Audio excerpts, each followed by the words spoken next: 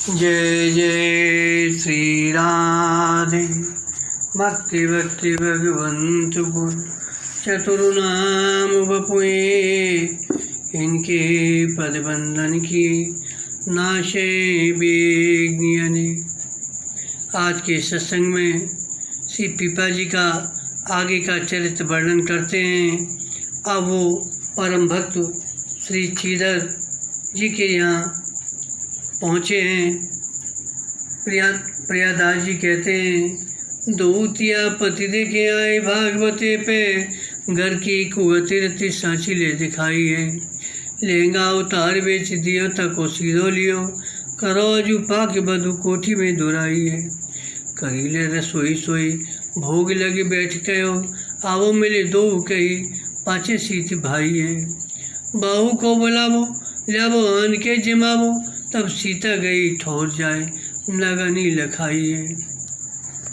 श्री चीदर जी और उनकी पत्नी दोनों ही बड़े संत सेवी थे। इनका यह नियम था, जब घर पर संत आते थे तभी रसोई बनाती थी। यदि किसी दिन संत नहीं आए तो ये लोग भूखे रह जाते थे। ऐसे ही आज पीपा जी उनके यहाँ पहुँचे। ऐसे निष्ठावानों के यहाँ संत भी आते रहते हैं। श्री चीदर जी के यहाँ नित्य प्रति संतों का आवागमन बना रहता था। इधर कुछ दिनों से जो भी संत द्वारका से आते, सबके भुजाओं पर शंख चक्र की छाप दिखाई पड़ती थी। ये बड़े ही उत्सुक होकर संतों से पूछते थे, तो संत इन्हें बताते कि एक दिन पीपा जी नाम के भक्त हैं, उनके साथ श्री सीता नाम की पत्नी है, वह भी परम भागवती है। दोनों ही द्वारकानाथ जी का दर्शन करने के लिए समुद्र में कूद गए थे। भगवान ने उन्हें दर्शन दिया, 7 दिन तक दिव्य द्वारका में रखा। चलते समय शंख चक्र की छाप दी है। भगवान ने कहा है, जो शंख चक्र की छाप लगवा लेगा वह समस्त पापों से रहित होकर मेरे धाम को आएगा। तो वही छाप हम लोग लगवाए हैं। संतों ने यह भी बताया, वे भक्ति दंपति भी आपका दर्शन करने के लिए आने वाले हैं। फिर संतों ने श्री पीपा जी और सीता सहचरी का स्वरूप वर्णन किया। कहा कि उनका दर्शन तो साक्षात श्री कृष्ण रुक्मिणी का ही दर्शन है। यह सुनकर श्री चीदर चिदरानी उसी दिन से पीपा जी की बाट देख रहे थे। अब तो भक्त चीदर जी और उनकी धर्मपत्नी ने देखा कि परम भागवत श्री पीपा जी अपनी स्त्री समेत पधारे हैं। वे स्वागत करके परम प्रसन्न हुए, परंतु घर की हालत बहुत खराब थी। घर में खाने पीने का कुछ सामान नहीं था। इन्होंने अपनी सच्ची संत प्रीति का परिचय दिया। श्री चीदर जी की स्त्री ने एकमात्र अपना वस्त्र लहंगा उतार कर दे दिया और चीदर जी उसे बेचकर सीधा सामान ले आए। उसे श्री पीपा जी के सामने रखकर बोले, महाराज रसोई कीजिए और भगवान का भोग लगाइए। लहंगा के अतिरिक्त उनके पास दूसरा वस्त्र पहनने के लिए नहीं था। उसके बिक जाने के कारण भक्तिन का शरीर नग्न हो गया। अतः चीदर जी ने उसे कोठरी में छिपा दिया। अब तो सीता सहचरी जी ने रसोई तैयार की, भगवान का भोग लग गया। श्री पीपा जी ने चीदर भक्ति से कहा कि अपनी पत्नी को भक्ता को बुलाइए और आप हम एक साथ बैठकर प्रसाद पाएंगे। चीदर जी ने कहा, आप लोग प्रसाद पावें, उसे सीती प्रसाद प्रिय है, वह बाद में पालेगी। तब पीपा जी ने सीता सहचरी से कहा, देखो तुम भीतर जाकर उन्हें बुला लाओ, उन्हें भी साथ ही प्रसाद पवाओ। तब वे भीतर गईं तो जाकर उन्होंने देखा वह तो नग्न बैठी हैं।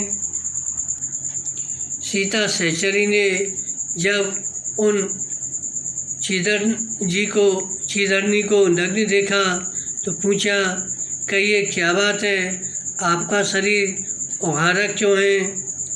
सीता सहचरी के शरीर के संबंध में प्रश्न करने पर श्री चिदरानी जी अनमनी सी होकर बोली, देखो आपने ये कौन सी बात चलाई।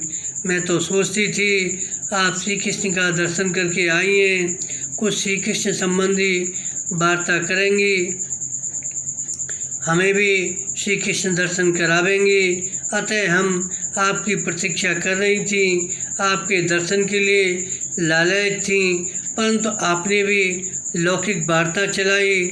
अरे जीव 84 लाख योनियों में न जाने कितने बार जन्म ले चुका है। उन योनियों में तो यह उघाड़ा ही रहा, नग्न ही रहा। यदि इस योनि में भी उघाड़ा है तो इसमें क्या हर्ज है। और यदि साधु सेवा के निमित्त ऐसा रहना भी पड़े, नग्न रहना भी पड़े, तो 2 कौड़ी देकर अनमोल हीरा लेने के समान है। कहाँ अदम शरीर, कहाँ लोक मर्यादा, कहाँ लोक परलोक, साधु सेवा। यह तो जीवन के लिए परम दुर्लभ संयोग है। भगवान श्री कृष्ण उद्धव जी से कहते हैं कि विवेकियों के विवेक की चतुराई और चतुरों की चतुराई की पराकाष्ठा यही है कि वे इस विनाशी और असत्य शरीर के द्वारा मुझ अविनाशी एवं सत्य तत्व को प्राप्त कर लें। अतः इसकी क्या चर्चा। इसके बाद श्री चिदरानी जी ने पुनः कहा, हम लोगों को संत सेवा हृदय से अत्यंत प्रिय लगती है। अतः हमारा समय इसी प्रकार बीतता है। जब संत भगवान पधारते हैं तब उनका दर्शन, सत्संग एवं स्वागत करके हमें अपार सुख होता है। उस परमानंद के सामने यह नश्वर शरीर ढका है अथवा उघाड़ा है, इसकी क्या चर्चा की जाए। सीता सहचरी ने जब ये बात सुनी तो वे जान गईं, सब रहस्य उनकी समझ में आ गया। वे मन में विचार करने लगीं। ऐसी निष्किंचितता और संत सेवा की ऐसी रीति, ऐसा विचित्र प्रेम तो केवल इन्हीं भक्तों में दिखाई पड़ा। सोचने लगीं, देखो हम लोग भी साधु संतों के प्रेमी एवं सेवक कहे जाते हैं, परंतु इनकी सेवा निष्ठा की जरा सी भी झलक हम में नहीं आ पाई। इसके उपरांत सीता सहचरी ने अपनी धोती में से आधी धोती फाड़कर उन्हें दे दी और श्री चीदर जी की स्त्री ने उसे पहन लिया। तब सीता सहचरी उनका हाथ पकड़कर उन्हें घर से वहाँ लेवा लाईं। सभी ने बैठकर एक साथ प्रसाद पाया। रात्रि में श्री सीता सहचरी जी जब पति की चरण सेवा में उपस्थित हुईं तो पीपा जी ने कहा, आज तो श्री चीदर भक्त के घर प्रसाद पाकर बड़ा सुख मिला। भजन ध्यान में भी खूब मन लगा। प्रेम का नशा छा गया। ऐसा सुख तो कभी नहीं मिला। यदि मिला भी तो द्वारकानाथ जी के यहाँ माता रुक्मिणी जी के हाथ का प्रसाद पाकर, या आज यहाँ मिला। तब सीता जी ने उनकी सेवा निष्ठा का वृत्तांत सुनाया। यह कहते सुनते श्री सीता जी एवं श्री पीपा जी को भक्ति का आवेश हो गया। जैसे रण के बाजे को सुनकर वीरों को जोश आ जाता है। श्री सीता जी ने कहा कि श्री चीदर जी की पत्नी ने निष्ठापूर्वक संत सेवा की है, वैसे ही निष्ठा से हम भी इनकी सेवा करेंगे, तब हम उनसे उरण हो पाएंगे। तब पीपा जी ने कहा, उन्होंने तो साधु सेवा की जो सीमा है उस भाव को प्रत्यक्ष करके दिखा दिया। अब इससे आगे क्या शेष रह गया। जो आप करके दिखाओगे। उसके बाद सीता सहचरी ने अपने पतिदेव से कहा, अब तो हमारा धर्म यह है कि हम वेश्यावृत्ति अपनाकर अपना शरीर बेचकर संत सेवा करें। भाव यह है कि श्री चीदर और चिदरानी ने हमारी सेवा के लिए अपने तन का वस्त्र बेचा, तो हम उनकी सेवा के लिए शहर से अपना तन बेचेंगे। भला यह शरीर और कौन काम आवेगा? अरे अन्य जीवों का शरीर तो मरने पर भी कुछ काम आता है, परंतु मनुष्य शरीर तो किसी काम नहीं आता। ऐसा निश्चय करके वे दोनों वहाँ जाकर बैठे जहाँ अनाज की मंडी थी। उस समय उन्होंने अपना साधु भेष छिपा लिया। श्री सीता सहचरी की अपार सुंदरता से आकृष्ट होकर वे लोग एकत्र हो गए, जो आँखों के रोगी रूप निरखने के लोभी थे। समीप आने पर जब उन लोगों ने इन्हें देखा तो उनकी विषय दृष्टि नष्ट हो गई। वे लोग इनकी ओर जरा अच्छी तरह से भी देखने में समर्थ नहीं हुए। लोगों ने सीता सहचरी से पूछा, आप कौन हैं? आपके साथ ये सज्जन आपके कौन हैं? उन्होंने उत्तर दिया, हम वेश्या हैं, हमारे घर द्वार कुछ भी नहीं है और हमारे साथ में ये हमारा भड़ुआ है। यह सुनकर वे सब के सब स्तब्ध खड़े रहे। उनके तन मन गतिहीन हो गए। सीता सहचरी ने वेश्या का सा स्वांग कर रखा था, परंतु इन्हें देखकर किसी के मन में भी काम बेकार नहीं हुआ। कारण कि जहाँ राम तय काम नहीं, इनके तो मन में तन में रोम रोम में श्री राम रम रहे थे। काम तो कामनी को देखकर उद्दीप्त होता है। ये तो साक्षात भगवत स्वरूप थे। अतः इनको देखते ही उन लोगों की विषय दृष्टि नष्ट हो गई और वे सबके सब स्तब्ध से होकर खड़े रह गए। भगवान की प्रेरणा से उसी समय द्वारका से कुछ लोग वहाँ आए। भीड़ देखकर कौतूहलवश वे भी समीप आए तो देखते ही इन्होंने पहचान लिया। उन लोगों ने श्री द्वारका में इन्हें एवं इनकी भक्ति के प्रताप को देखा था और बोले, अरे ये तो परम भक्त श्री पीपाजी हैं और ये उनकी धर्मपत्नी सीता सहचरी हैं। फिर तो सबने इनको साष्टांग दंडवत प्रणाम किया। फिर सबको इन परम भागवतों का परिचय दिया। उन लोगों को बताया, ये तो भगवान के परम भक्त हैं। अब यह सुनकर सब लोग स्तब्ध रह गए। फिर तो सबकी श्रद्धा उमड़ी। सभी लोगों ने यथाशक्ति अन्न द्रव्य की सेवा की। वहाँ धन की राशि लग गई, अन्न के ढेर लग गए। श्री पीपाजी ने वह सब सामान भक्त चीदर जी के यहाँ भेज दिया।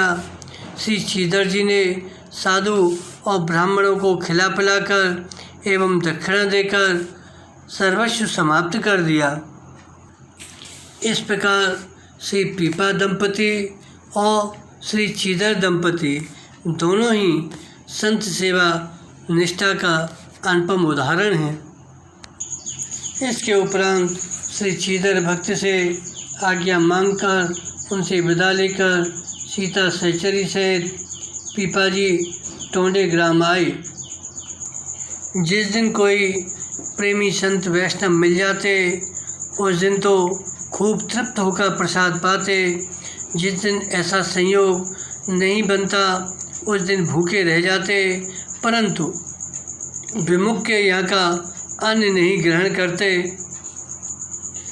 टोंडे ग्राम में आप गांव से बाहर कुटी बनाकर रहने लगे। एक दिन आप स्नान करने के लिए गए थे तो वहाँ शुद्धि के लिए ज़मीन से मिट्टी खोद रहे थे तो वहाँ एकाएक आपको मोहरों से भरे हुए कई मटके दिखाई पड़े। उस मिले हुए धन को त्याग कर आप चले आए। रात में सीता सहचरी से आपने बताया कि उस सरोवर पर स्वर्ण मुद्राओं से भरे हुए मटके को मैं छोड़कर आया हूँ। सुनकर उन्होंने कहा, अब आप उस तालाब पर स्नान करने मत जाइए, दूसरे पर जाया करिए। संयोगवश चोरी करने की इच्छा से वहीं कहीं कुटी की ओर छिपे हुए चोरों ने यह बात सुन ली। अब वे चोर तुरंत उसी सरोवर पर गए और जाकर देखा तो उन पात्रों में सांप भरे हुए थे। चोरों ने समझा ये हमें सांपों से कटवाकर मरवा डालने के लिए ऐसी बातचीत आपस में कर रहे थे। अब तो उन चोरों ने बदला लेने की भावना से मोहरों भरे सभी माट उखाड़े और श्री पीपाजी की कुटी में पटक कर भाग गए। संत सेवा के लिए भगवान के द्वारा दिए हुए धन को जब पीपाजी ने संभाला तब मालूम पड़ा 720 सोने की मोहरें हैं और एक एक मोहर तोल में 5-5 तोले की हैं, जबकि चोरों को उसमें सर्प दिखाई पड़े। श्री पीपाजी ने विचार किया, अर्थ तो अनर्थों का मूल है, अतः उसका सदुपयोग करने लगे। जो भी द्वार पर आता उसे सादर भोजन कराते, साधु महात्माओं को निमंत्रण देकर बड़े बड़े विशाल भंडारे करने लगे। असंख्य संत प्रसाद पाने लगे। इस प्रकार खिला पिलाकर संपूर्ण धन को श्री पीपाजी ने 3 दिन में ही समाप्त कर दिया। आपकी इस विशाल कीर्ति को टोंडे के राजा सूरसेन मल ने सुना तो वह दर्शन करने के लिए आया और दर्शन करके बहुत प्रसन्न हुआ। फिर बड़ी नम्रता से राजा ने प्रार्थना की और कहा, महाराज आप मुझे अपना शिष्य बना लीजिए। श्री पीपाजी ने कहा, पहले संसार की वासनाओं को त्याग कर अतीत हो जाओ। विषया शक्ति को दीक्षा देना व्यर्थ है। जिसमें विरक्त भाव दृढ़ है उसे हम लोग दीक्षा शिक्षा देकर अपने समान सुंदर बना लेते हैं। राजा ने कहा, आप जो चाहोगे, जैसी आज्ञा मुझे दोगे मैं वही करूँगा। आप कृपालु होकर मुझ पर कृपा करें। तब आपने आज्ञा दी, यदि ऐसा है तो आप अपनी सब संपत्ति और रानियों को यहाँ लाकर मुझको अर्पण कर दो। राजा ने राज्य और रानियाँ लाकर अर्पण कर दी। श्री पीपाजी ने तो राजा की परीक्षा के लिए धन और रानियों को भेंट करने को कहा था, परंतु विमुख लोगों ने और ही अर्थ लगाया। वे आपस में कानाफूसी करने लगे। देखे तो यह जार विद्या में कैसा निपुण है। प्रथम तो खूब त्याग वैराग्य दिखाकर राजा को प्रभावित किए और ज्ञान उपदेश दिए। इस तरह राजा को सब प्रकार से अपनाकर उसका धन और धर्म दोनों ही लूट लिए। ऐसे ही बहुत से जवाब लोगों ने किए, परंतु राजा ने किसी की बात पर ध्यान नहीं दिया और सब संपत्ति और स्त्रियों को पीपाजी को समर्पण कर दिया। इस प्रकार पीपाजी ने राजा की परीक्षा लेकर उसको मंत्र दीक्षा दी और राजा को अधिकारी जानकर सब संपत्ति और रानियों को लौटाकर कहा कि संपूर्ण राज्य तथा ये रानी आज से अब हमारी हैं, इनमें ममता मत करना। मेरी आज्ञा से इनका पालन पोषण करना, तन मन धन से संत सेवा करना। और रानियों को भी आज्ञा दी कि संतों से पर्दा न करके उनकी सेवा करना।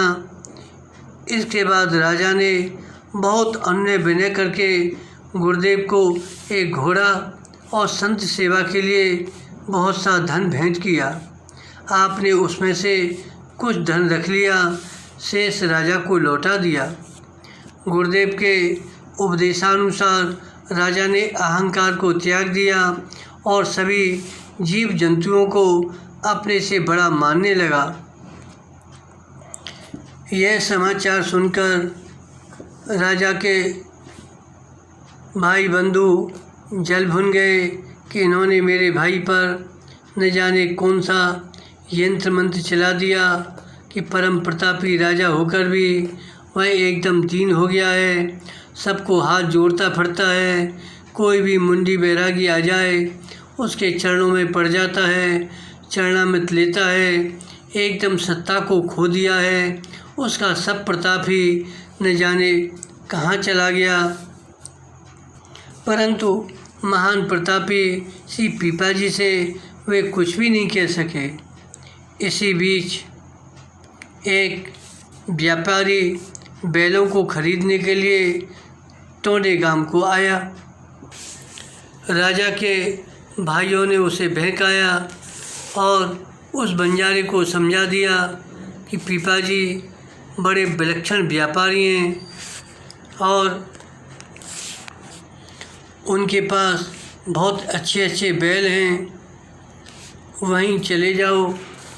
आप जाएंगे तो पहले तो स्वीकार ही नहीं करेंगे कि हम बैलों का व्यापार करते हैं, परंतु ध्यान रखना वे कितना भी नहीं करें, दीनहीन बने, आप लोग अपना हट मत छोड़ना, उनके आगे रुपया धर देना। बंजारों ने ऐसा ही किया। लोगों के बहकाने में आकर वह व्यापारी श्री पीपाजी के पास आया और थैली खोलकर रुपए इनके सामने रखते हुए बोला, मैं बैल लेने आया हूँ, मुझे बैल दीजिए। श्री पीपाजी समझ गए किसी ने उपहास किया है, तो इन्होंने वैसी ही बात कही। बोले, आज तो अभी हमारे बैल चरने गए हैं।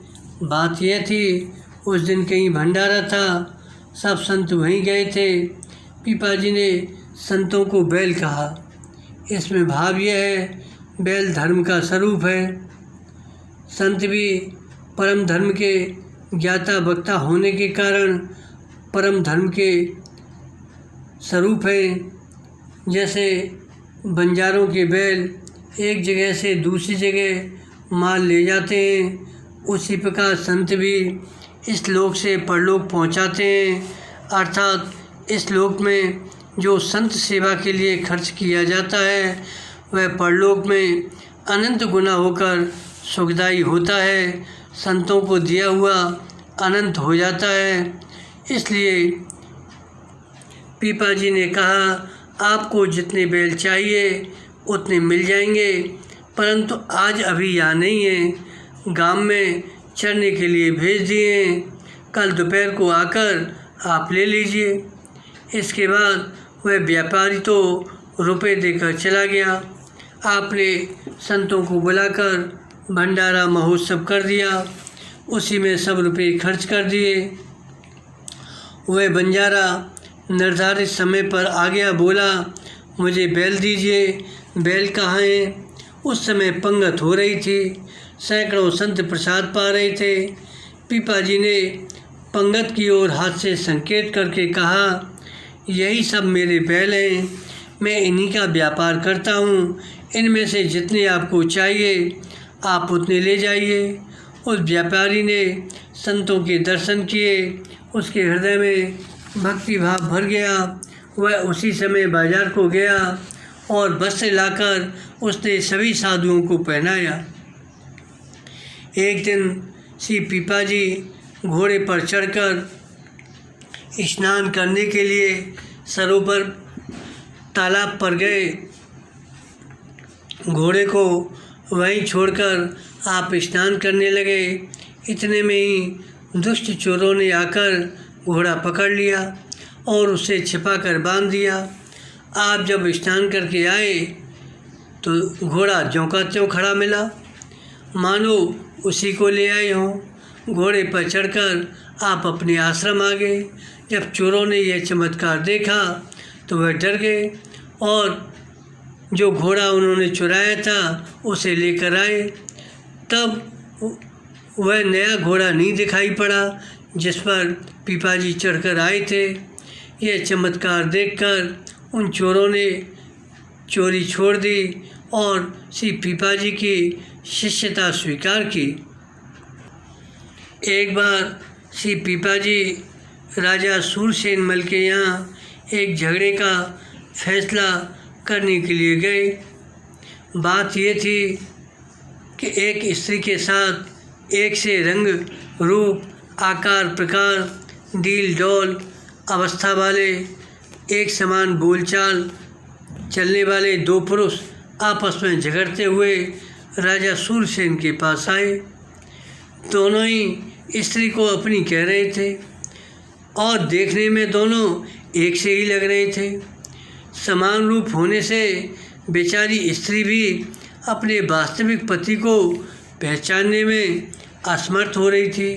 एक व्यक्ति कह रहा था, यह स्त्री मेरी है, मैं इसे संग लेकर आ रहा था। नदी के किनारे इसे बैठाकर मैं स्नान करने लगा। उसी समय यह कोई बहरूपिया मेरा भेष बनाकर इसके समीप बैठ गया और मेरी स्त्री को अपनी कहने लगा।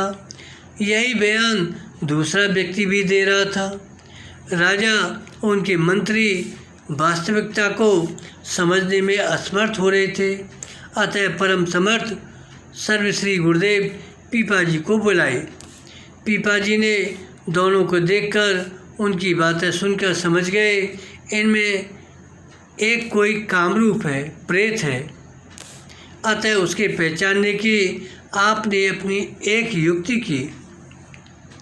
एक बोतल मंगवाई और बोतल मंगवाकर आपने कहा, इस बोतल में जो 3 घंटे तक रह सकता है वही इस स्त्री का सच्चा पति समझा जाएगा।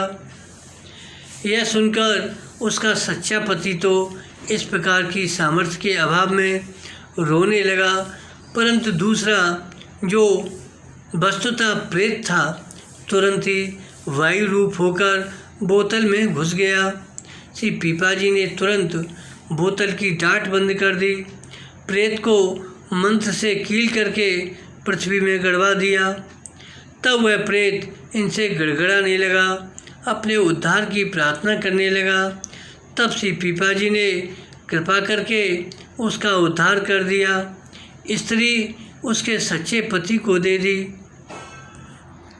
जब पीपाजी इस झगड़े का फैसला करने राजा के यहाँ गए हुए थे, आपके चले जाने के बाद कुटी पर कुछ संत जन पधारे। संयोगवश उस दिन कुटी में अन्य धन कुछ भी नहीं था। संत सेवा के लिए कहीं जाकर कुछ ले आऊं, ऐसा सीता सहचरी ने विचार किया। अब तो वे बाजार गईं। वहाँ इन्हें देखकर एक दुराचारी बनिए ने बुलाकर पूछा, तो आपने सामान की आवश्यकता बताई कि संत आए हुए हैं, उनके लिए सामान की आवश्यकता है। तब उसने सब सीधा सामान देकर कहा, आप रात को मेरे पास अवश्य आइए। सब सामग्री लेकर आप कुटी पर आईं। रसोई हुई। भोग लगाकर जब महात्मा लोग भोजन कर रहे थे, उसी समय पीपाजी पधारे। उन्होंने पूछा, सामान कहाँ से आया? तो सीता सहचरी ने सब बात बतला दी। उसे सुनकर पीपाजी ने उसकी संत सेवा निष्ठा पर अपना शरीर और प्राणों को न्यौछावर कर दिया। सायंकाल को श्रृंगार करके श्री सीता सहचरी बनिए के पास जब जाने को तैयार हुई तो उसी समय पानी बरसने लगा। कीचड़ हो गई, कैसे जाएं, श्रृंगार बिगड़ेगा। उस समय श्री पीपाजी ने श्री सीता सहचरी से निवेदन किया, देवी अपनी संत सेवा में तुम मुझे भी शामिल कर लो। तुमने अपनी लोकोत्तर सेवा निष्ठा से स्वयं को तो कृतार्थ कर लिया, मुझे भी अपने शरीर को सफल कर लेने दो। अतः तुम मेरे कंधे पर बैठकर चलो। ऐसा सदाव्रती तो सिर माथे पर रखने लायक है। श्री पीपाजी ने अनुभव किया, निश्चय ही सीता जी हमसे आगे निकल गई हैं। तब पीपाजी ने उन्हें कंधे पर चढ़ा लिया और बनिए को प्रसन्न करने के लिए चले। श्री पीपाजी ने सीता सहचरी को ले जाकर बनिए के द्वार पर उतार दिया। वे भीतर चली गईं, आप बाहर द्वार पर बैठ गए। इनके दर्शन चिंतन से एवं अन्य के संत भगवंत की सेवा में लगने से उसकी बुद्धि शुद्ध हो चुकी थी। अतः मुख पर दृष्टि न पड़कर उस बनिए की दृष्टि इनके चरणों पर पड़ी। इनके सूखे सी चरणों को देखकर उसने पूछा, माताजी आप यहाँ तक कैसे आईं? इससे सिद्ध होता है कि बणक की विषय बुद्धि एकदम दूर हो गई। तब तो इस प्रकार संभाषण कर रहा है। इसका कारण यह है कि इसने दो बार परम भागवती श्री सीता सहचरी का दर्शन किया, उनका चिंतन किया। जब उनके अन्न का भगवान को भोग लगा तो सीता जी ने भगवान से प्रार्थना की, प्रभु इस जीव पर कृपा करके इसे अपना लो, यह विषयों में बहा जा रहा है। अतः भागवती की प्रार्थना पर भगवान ने भी कृपा की, फिर संतों ने प्रसाद पाया।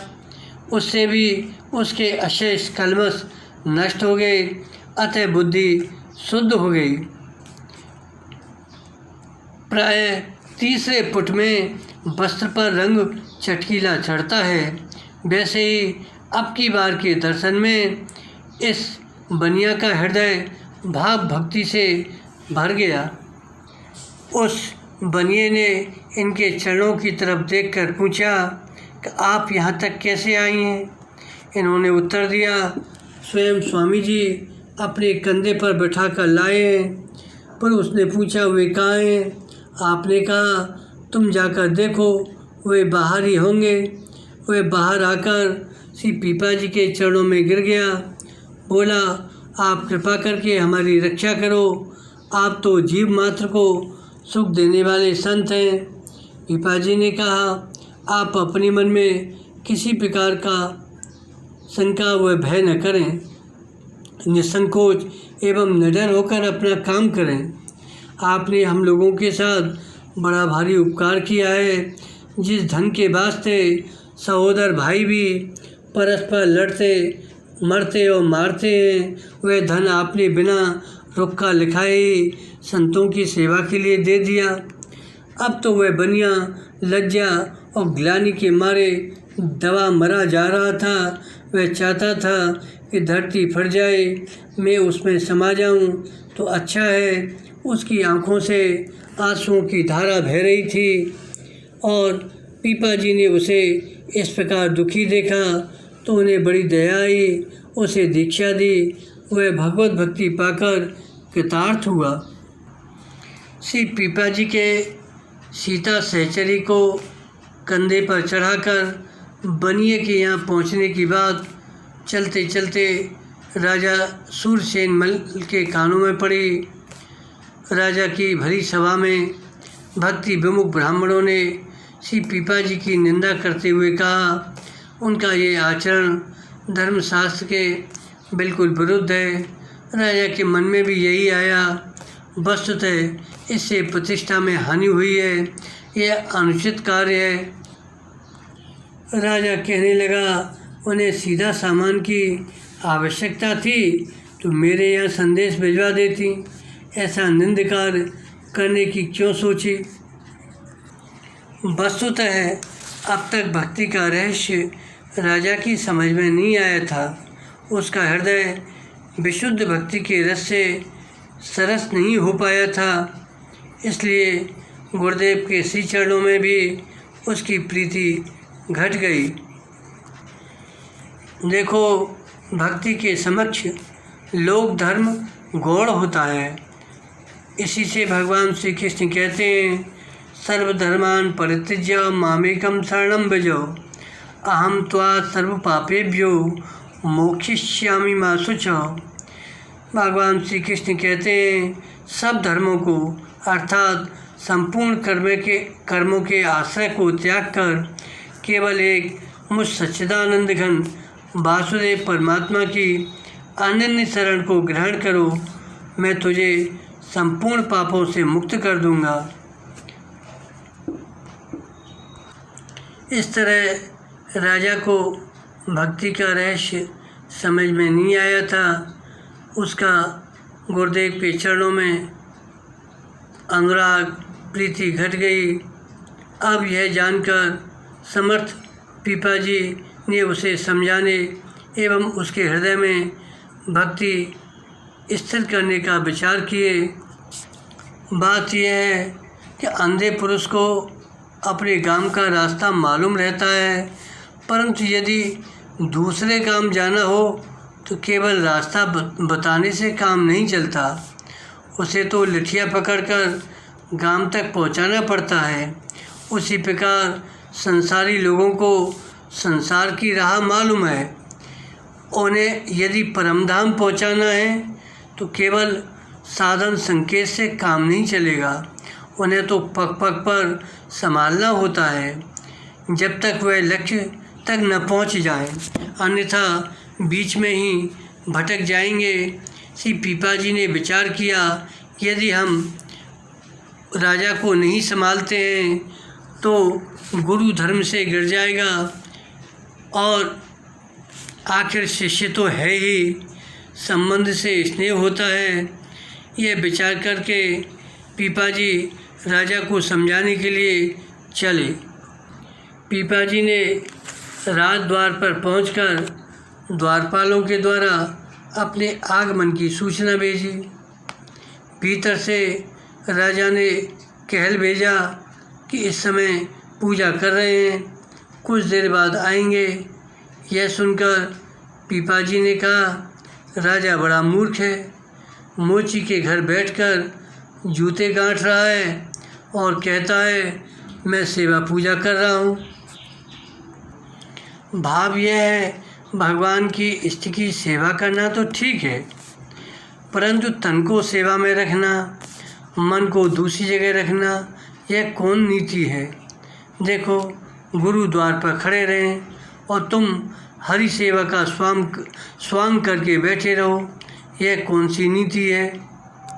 जैसे काकभूषण जी ने गुरु के आगमन पर उठकर प्रणाम नहीं किया, जप और तप का स्वांग बनाए बैठे रहे, तो उनके इष्टदेव श्री शिव जी को यह महज अपराध सहन नहीं हुआ, घोर शाप दे दिया। तो कोई बात समझ में नहीं आए तो उसे पूछ लेना चाहिए, न कि गुरुजनों में अभाव कर लेना चाहिए। यह कौन सी नीति है। राजा ने द्वारपालों के मुख से जब यह बात सुनी तो दौड़ कर आया और चरणों में गिर गया। वह आश्चर्यचकित था, वस्तुतः मन से मोची के घर पहुंच गया था। फिर पुनः पीपाजी ने कहा, देख, मैं यहाँ खड़ा रहूं और तुम मोची के घर जाकर जूता गांठो, ये कौन सा न्याय है। यदि तुम्हें कोई बात समझ में नहीं आई तो उसे पूछ लेते, न कि गुरुजनों में अभाव कर लेना, यह ठीक नहीं है। श्री पीपाजी का इसके आगे का चरित्र अगले भाग में वर्णन करेंगे। बोलो पीपाजी महाराज की जय। जय जय श्री राधे।